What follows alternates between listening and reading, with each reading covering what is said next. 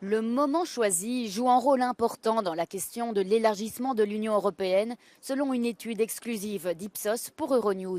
Aux yeux des électeurs européens, l'Ukraine est rapidement devenue le pays candidat favori pour rejoindre l'Union à l'avenir. En général, 45% des personnes interrogées soutiennent l'élargissement de l'Union européenne à l'Ukraine. 37% soutiendraient la Bosnie-Herzégovine, 35% la Géorgie, 35% également la Serbie et 34% l'Albanie. Le pays le moins soutenu par les citoyens de l'Union européenne est la Turquie avec 24%. For so many years, enlargement was out of the agenda, so enlargement was not part of the topics that was prevailing in the EU's agenda, and it wasn't until the Russian aggression against Ukraine in February 2022 that enlargement gained momentum again. Enlargement was put on the table again. Leaders understood, and member states as well understood that enlargement was necessary in order to strengthen the union, and the narrative about enlargement also adopted a more positive approach. La Finlande, le Portugal et l'Espagne sont les pays qui soutiennent le plus fortement l'Ukraine pour qu'elle devienne membre de l'Union européenne.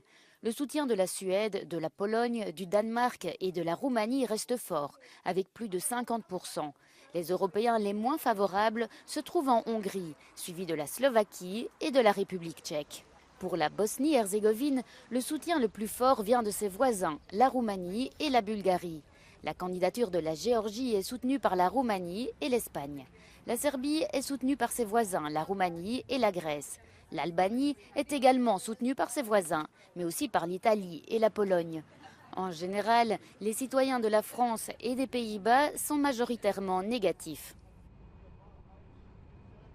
In the case of France and Netherlands, for instance, this low support for enlargement can be explained by the fact that its governments have been traditionally critical towards enlargement and have been reluctant to enlarge. We saw it, for instance, in 2019 when the Netherlands and France blocked the opening of EU accession negotiations with Albania and North Macedonia, or recently it also happened with Bosnia, that the Netherlands was one of the most critical countries about taking such decisions.